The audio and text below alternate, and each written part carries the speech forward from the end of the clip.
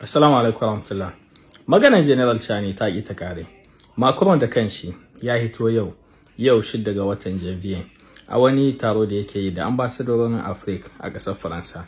Ya tabbatar da maganar General Chani. Ya ƙaryata kuma shugabannin Nigeria da Benin da Chad da Senegal da Cote d'Ivoire da suka hito suka ce mana wai sun kori sojawan France daga ƙasashensu. Macron ya ce musu ba haka bane. Za su sake tsari ne kai Macron shege ne yace kawai za su sake tsari ne da yanayin tahiyansu na harkan tsaron ƙasa kuma na harkan cooperation da su da ƙasashen nan. Yace ba zai taɓa yiwa ba wai France ta bar su. Sannan ya ƙara tabbatar da cewa cooperation da suke yi da Benin da Nigeria.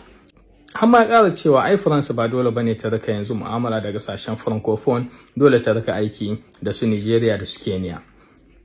Macron da kanshi ya tabbata maganan General Chani. General Chani muna ma godiya. Baba Chani mun gode ma Baba Chani. Wallahi 'yan Africa mu waye.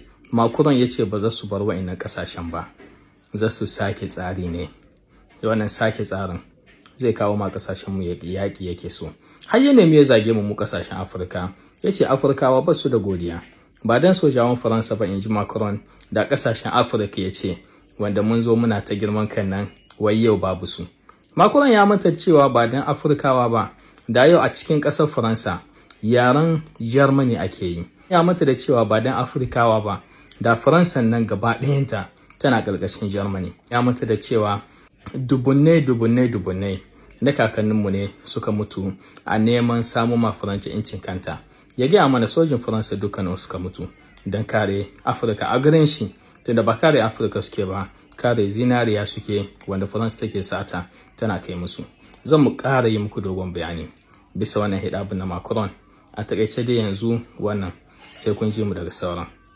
Allah ya samu dace.